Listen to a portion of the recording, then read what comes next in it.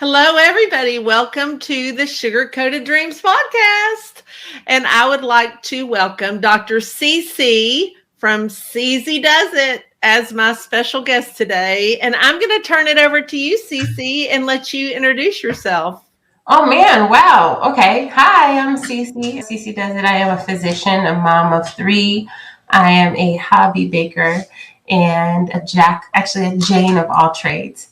My specialty in medicine is family and lifestyle medicine, and I came to baking cookies just as a way to bring joy and balance to my life as part of my lifestyle medicine journey. So that's how I landed here.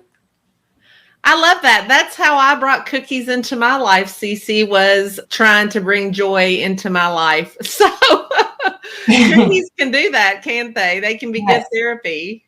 Yeah, I can't think of anything that cookies don't do. They make you happy. They bring other people joy. Cookies are the best medicine. They are.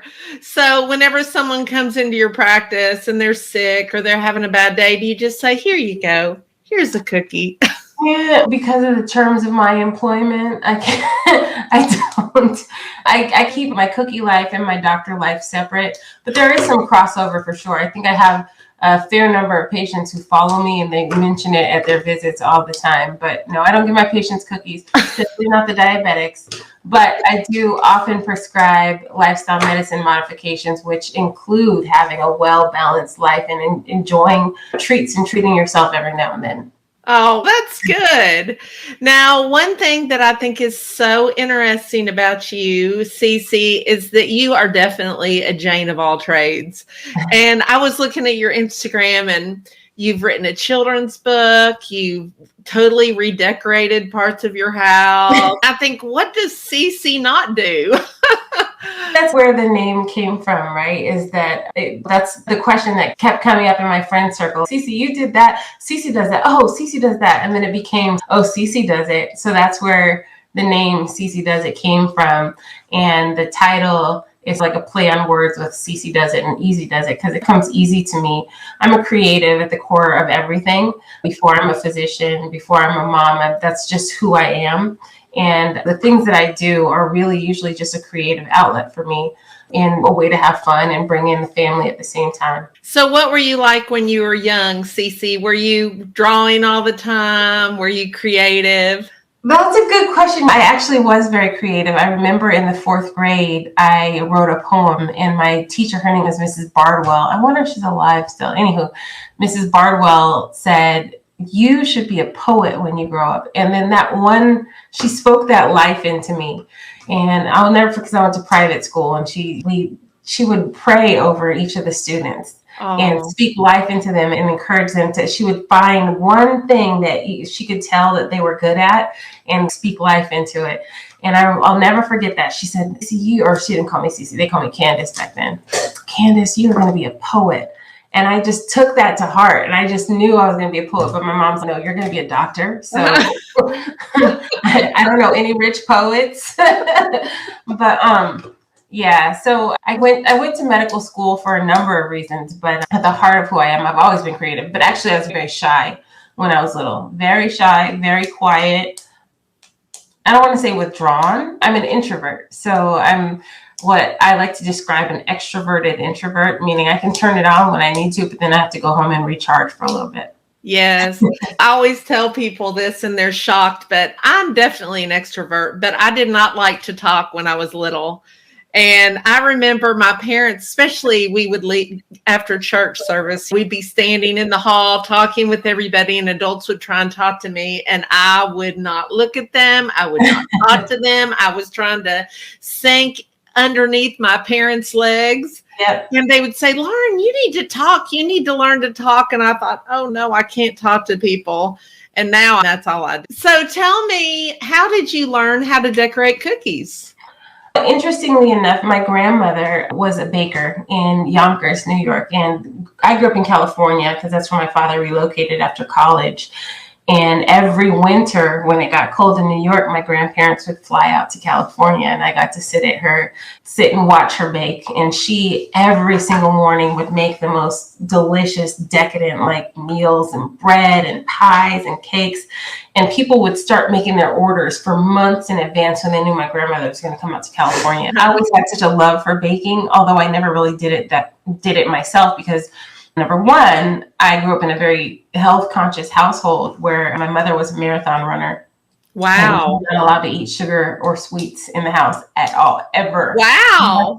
I know, crazy. But then when my grandmother would come out, because I think there's that mother-in-law, daughter-in-law dynamic, then my mom, all of a sudden, it was allowed to have and pies and sugar in the house. I have those happy memories. And a few years ago, I went through a big life transition. And part of my healing journey was to center myself and find those happy memories and bring myself back to them. And part of that was baking. So I started, my husband is the real foodie in the household, by the way. Like I never even watched Food Network or cooking channels or baking anything on TV at all until I got married to him, and because he watches them obsessively. And so I just decided that was a good way to bring my husband in and we can work together, and I can remember all the happy memories of my grandma baking, and maybe I can recreate those for my children as well. And I started baking more and just fell in my lap, the cookie decorating, because it was so much fun. Number one, because I'm not really fond of sugar cookies, and I knew I wasn't going to be eating them. Good for you. I can't say that, Ceasy. That's why I only show myself from here up.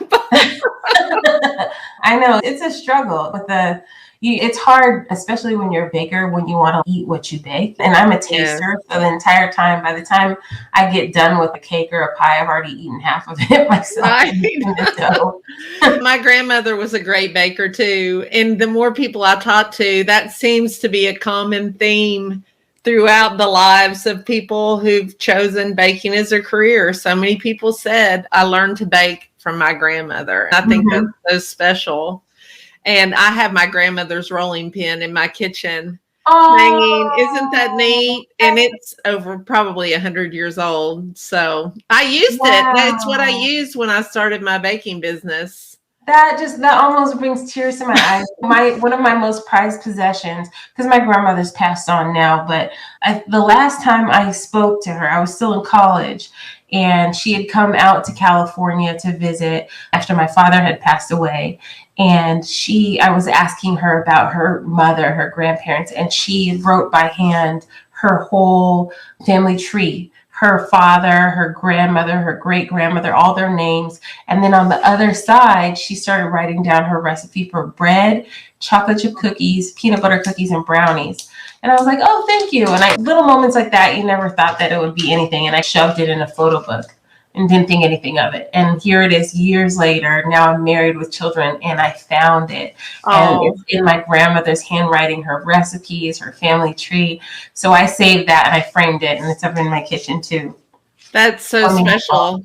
A friend of mine is a great designer, and in his kitchen, he has framed recipes of his grandmother and his mother and his wife's mother written in their hand all over this one wall. And I think, and it's not special because it's the recipe. It's special because it's in their handwriting. Yeah. Neat. So I'm so impressed when I look at your cookies, especially the cookies that you have made of stars. Yeah. So would you like to talk a little bit about that, and about one in particular that has commented on her on her portrait? Yeah, I've made quite a few portrait cookies. That just fell in my lap too. I've never in my life been an artist. I've never taken a painting class or an art class. I just looked at people doing it. I thought to myself, like, I could probably figure that out. And then kind of trial and error. And I started painting. I think I did Martin Lawrence. I did Simone Biles. But I was last year commissioned to do cookie set for Tracy Ellis Ross's company, Pattern Beauty. And they came out with a new blow dryer. So I had to replicate their blow dryer on cookie form.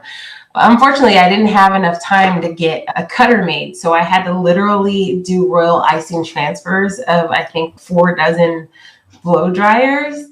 So that was a mess. So as part of that set that I made for her company, I did a cookie portrait of her, and that was a lot of fun. Obviously she liked the cookies that I made for her company, but she also liked the cookie I made for her. So that was special. Her mom too, Diana Ross. How did that come about that you got that order? That's incredible. I don't know. Everything just falls in my lap. Like I have never solicited anything, not even being on the Christmas cookie challenge. Like things just, I really feel that when you live in your purpose and you walk and you let, your higher power guide your steps, things will fall into place. And that's what my book is about, right? It's just like surrendering to your purpose and not forcing your life into what you think it should be, but do what naturally brings you joy and what comes natural to you, and then everything else falls in place. See, I could not have said that better myself. I tell my children that all the time. Yep. My husband and I do. We say, God created you for a purpose. And when you find that purpose, that's what you should try and make a living at, because you will be happier. You will be living the life that I believe God wants you to live. Absolutely. And you'll be happier.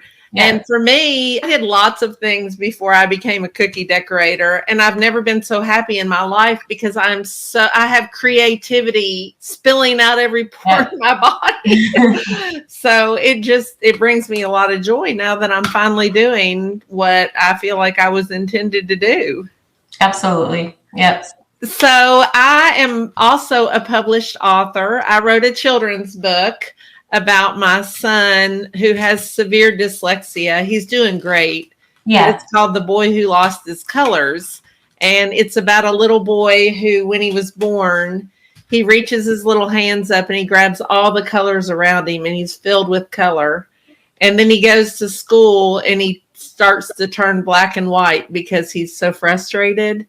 Which is exactly what happened to my son. And so I pulled him out of school and homeschooled him and saw the life coming back into him because he was no longer frustrated. So in the story, by the end, the little boy becomes a young man, and his mom's peeking in the door, and all the colors of the rainbow are all over the walls because she helped him find his color again. Oh my gosh, that's so beautiful. So that was his graduation gift from high school because it was really hard and we were so proud of him. So I thought it was the coolest thing that I saw that you had written a book. So tell me about your book. How did that come about? Let me get over the tears of joy about that story. I also am the mother of a child with some special needs too. You understand. I understand that struggle. It is, and the hurt and that you see when your child is not thriving outside of the home. But yeah, that's a lovely story. So about my story, let me see it. I have it on my wall. Let me see if I can turn it. Okay. That's it. That's Nia's puzzle. Aww. My story, Nia's puzzle, is actually, how do I even start? I'll put it like this. Brene Brown, the famous speaker, I guess we can even call her a philosopher, but she talks a lot about vulnerability. Okay. And Nia's puzzle and the publishing of that book was probably my most vulnerable moment in my entire life, because it was me giving birth to this idea that I'd had for a very long time and putting into words the thoughts that I had had and the feelings that I'd had about the meaning of life for a long time. And what it is, it's actually, believe it or not, it's written in the form of a children's book, but it's a very difficult concept for a lot of children to understand. And I framed it that it's a book for children and their adults, help them navigate life. So It's an analogy of life being like a puzzle. And we get one little puzzle piece at a time, right? God gives us a little piece one at a time. And we don't know what the big picture is. We just have this little piece. And so often in our lives, we have created a picture in our mind of how our big picture is supposed to come out. This is my big picture. But we only have a little piece. And sometimes we'll take that little piece and shove it where we think it's supposed to go. And the picture is not making any sense. And we get frustrated because it's not fitting. It doesn't make sense. The picture's ugly. But we might have a blue piece and say, this is the sky.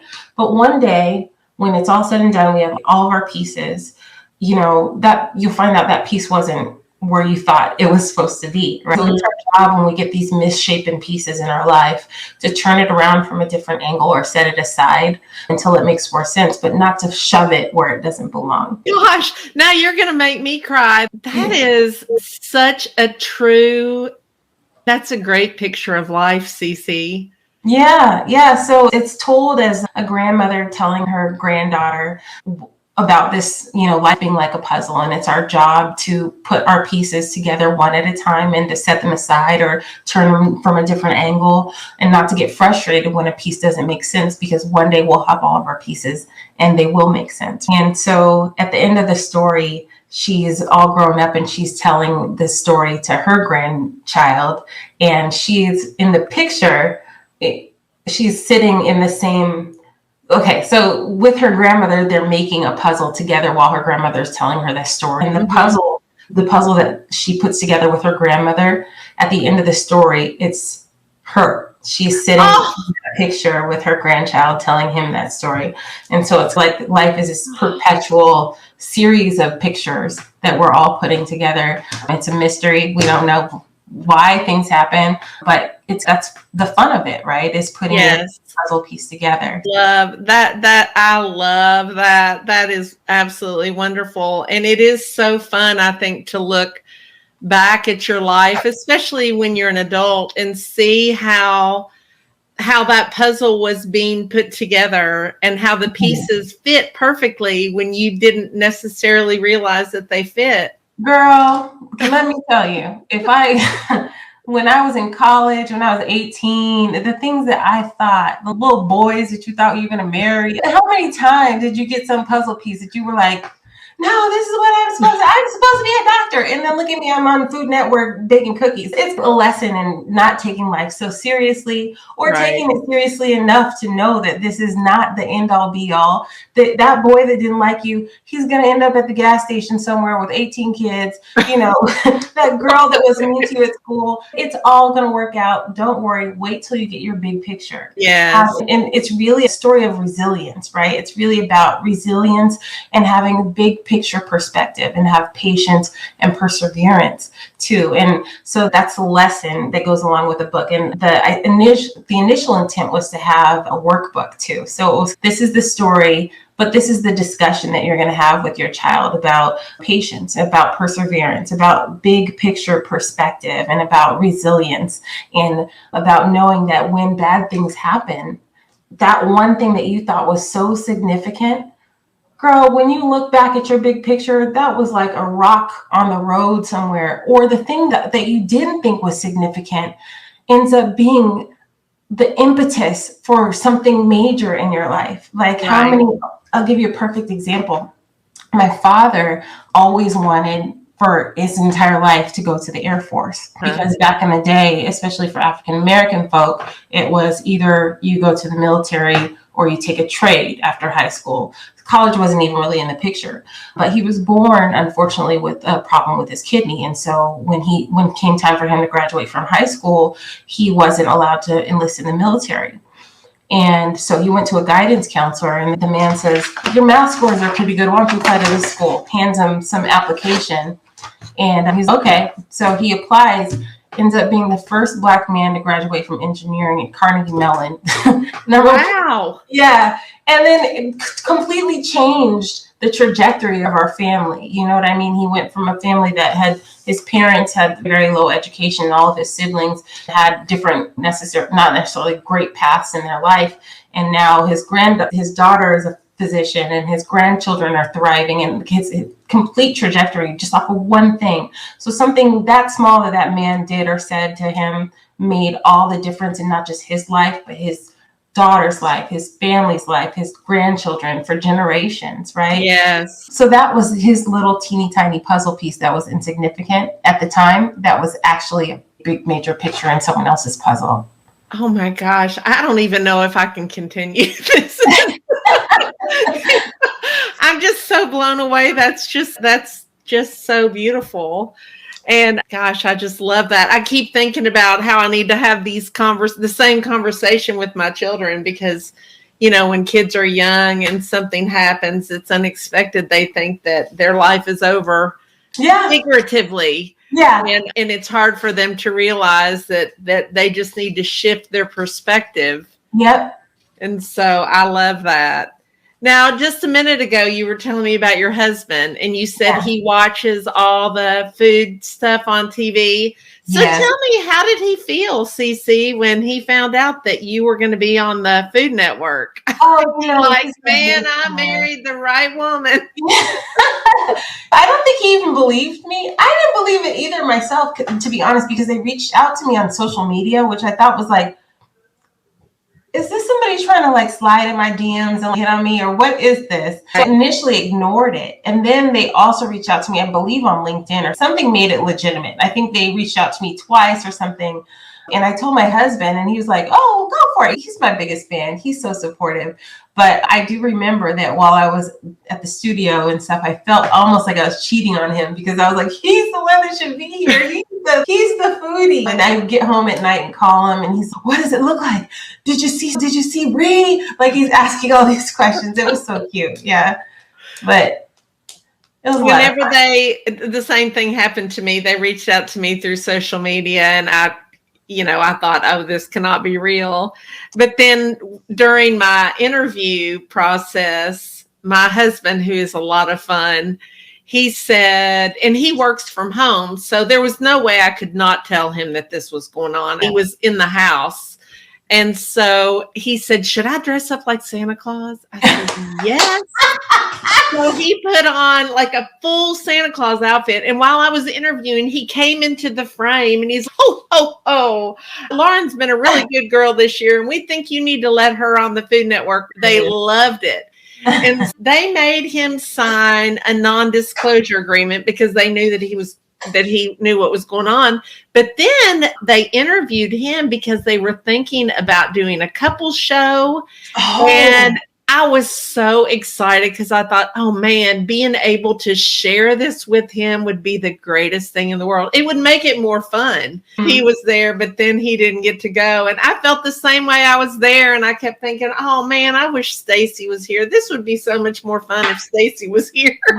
Yeah, the whole time. It's not like cheating on him, but I just kept, when you have someone, your spouse, your best friend, your partner, the love of your life. So I feel bad whenever I experience something life-changing like that and he's not a part of it. But yes. He was still with me. He was with me in my heart. He was with me in my pocket. So do you have any fun experiences or stories from when you were on the Food Network? Girl. Would you like to talk about the mysterious fruit? Oh. No, I don't ever want to talk about it again for the rest of my life. Okay, so this is the thing.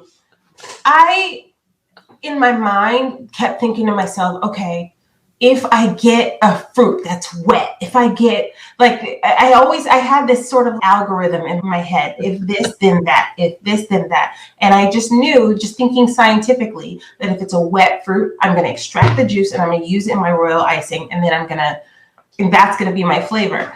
So the first cookie that I made was my strawberry lemonade cookie, which, by the way, they cut out, but Ree Drummond said it was the best strawberry lemonade cookie she had ever had in her life. And they cut that out. And it really made me sad.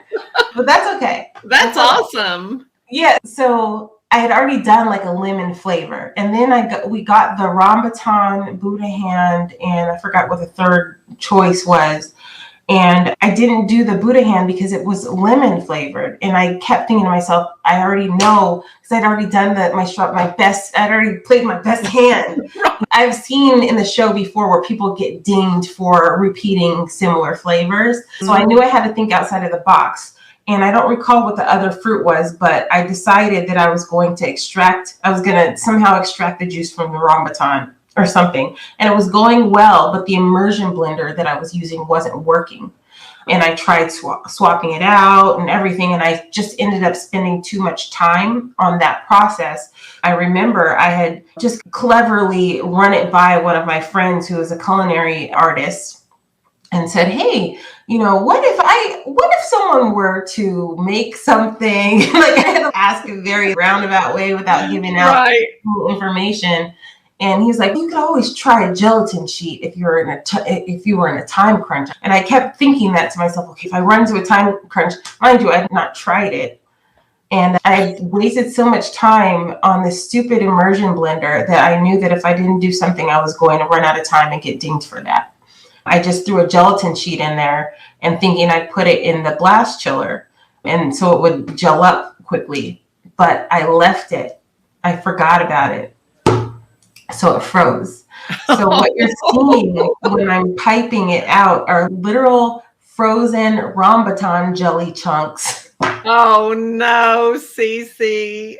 But for the record, they had nothing bad to say about my actual cookies. Like the cookies themselves were delicious. They were baked. I did the best I could with my time constraint with decorating, which none of us really decorated the cookie to the best of our ability. It was like sloppily thrown together.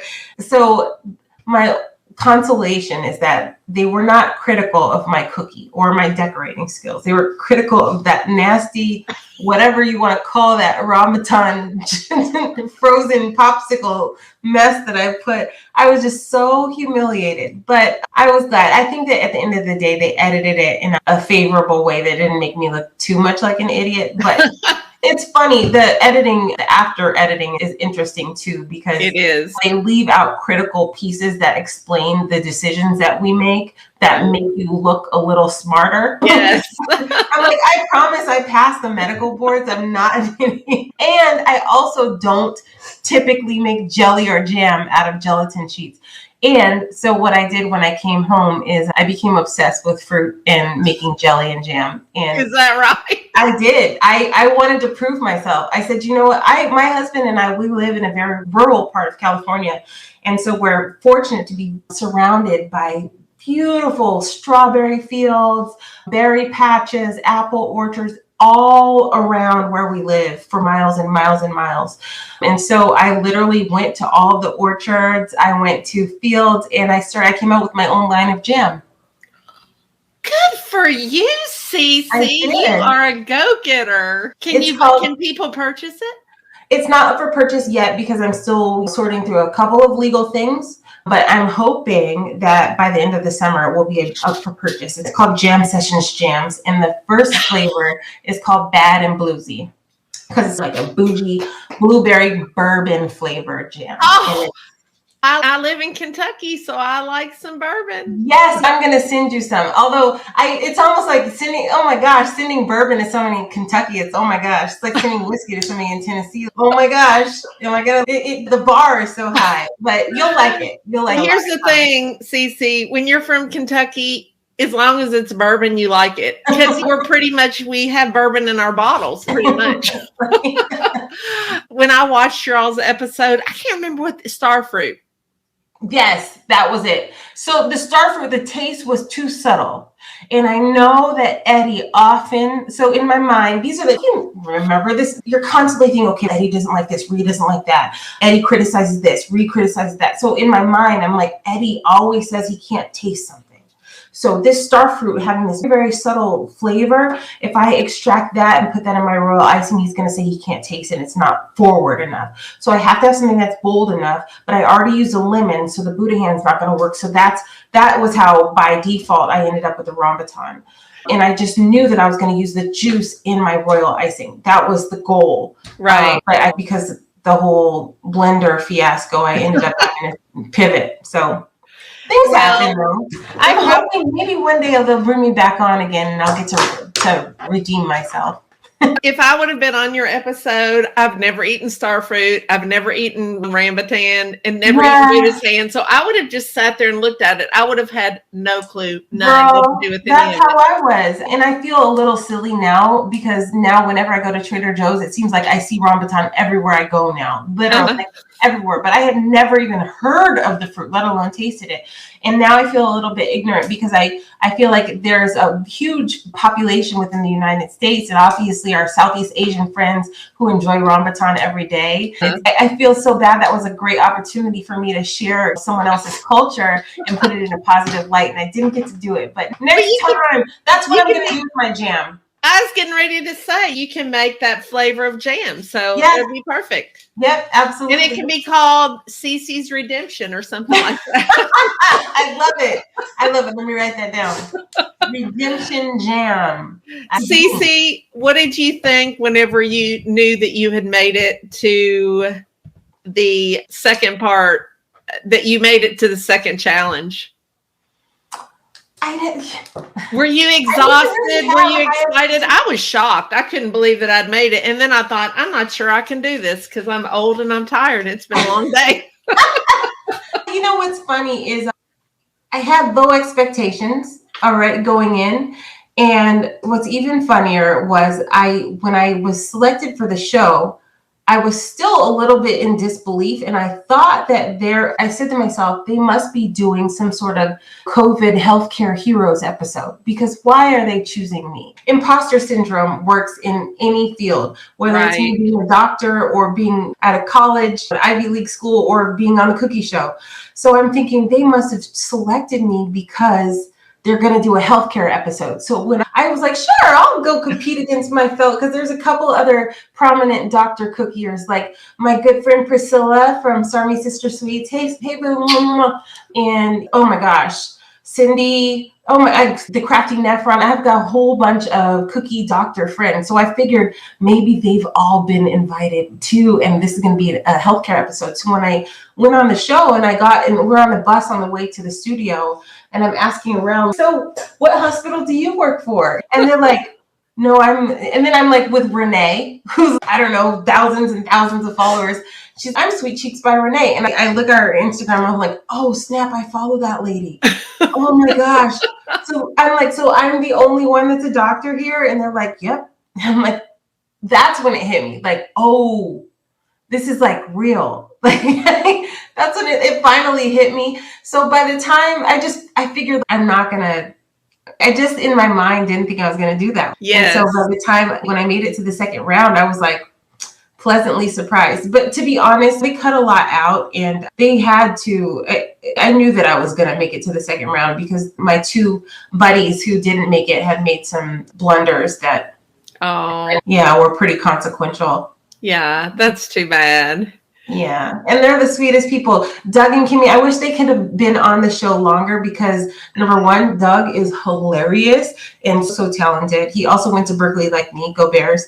And Kimmy is the sweetest, most talented, kind-hearted person you've ever met in your life. And we were all rooting for her. She had a hard time finishing her cookie. And I remember we were all cheering for her and rooting for her to finish it. And they cut that out. But yeah, I tell you, you become lifelong friends with the people on your episode, don't you? Because you just have this instantaneous bond of this crazy experience that you've all done together. Yeah, for sure.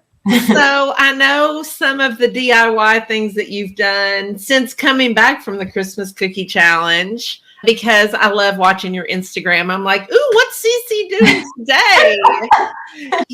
I know you just remodeled your son's room. It was incredible. Which one? Was it the sports one or the glasses? It's the glasses. Yeah, that was unbelievable. Yeah. I mean, if I didn't know that you were a doctor, I would have thought you were an interior designer. It was fabulous. Thank you. It's one of those things, and I'm sure as a creative, you'll understand this. You have an idea in your head.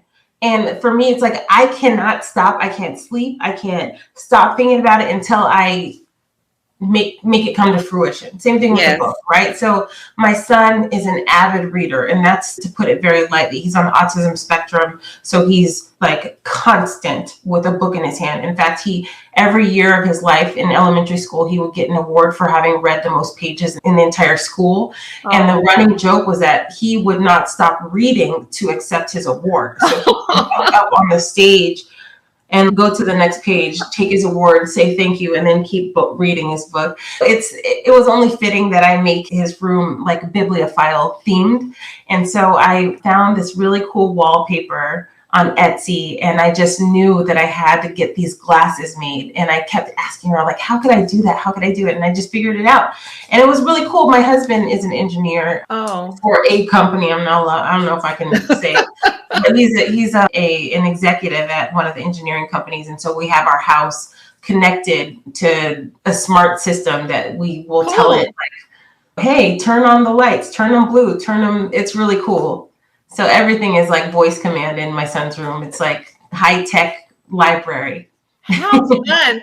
Can you say, hey, make the cookies? Hey, make the icing? I wish. I don't know about you, Cece. I love to decorate the cookies, but man, I don't like making the cookie dough. Yeah. And it's so fast. It doesn't take that long. It's like emptying the dishwasher. You walk by the dishwasher and you know you need to empty it, but you just don't want to. And once you do, making the icing and coloring the icing is. I know. I psych myself into the fact that it's going to take forever. And usually it doesn't even take that long. But if I could find someone to do that for me and just do the fun part. Yep. That's just not the way it works usually. Of course. And then also with icing, well, it's something that is interesting with royal icing, that the consistency is, I almost want to call it personal. Like everyone has their own personal perfect. You're right. And so I don't know if I could ever even hire someone to do it for me, because I'd be like, no, you put 2 drops too much water in there. You know what I mean? And everybody has their own comfort level with flood consistency versus medium versus thick versus piping. And I don't know if I could ever trust that someone could make it the way I like it. You know what I mean? Yes. Isn't it interesting? I don't know about you, but when I first started decorating cookies, that was the hardest part, the consistency of the icing. And so I would put water in a teaspoon at a time. Like I would measure out the amount of icing, then I would put the water in, and then I would write it down so I would know what to do going forward. Now it's second nature. I put the icing in the bowl. It doesn't matter how much, and I can just bring my spoon up, and based on the plop, I use the plop method. Based on how it plops off the spoon, I know, oh, this is perfect. And I think, man, if only it could be that way from the very beginning. Yeah. But you just got to stick with it, right? And then it becomes easy. It's total trial and error too. It's totally trial and error. Yes, that's right. So do you sell cookies as well? No, I don't sell cookies because I don't like the liability. I think in the future I might do pop-up shops. Yeah. And I do make batches for special VIP people. So, Ceasy, we have talked about all the wonderful things that you do, and you're really a Renaissance woman.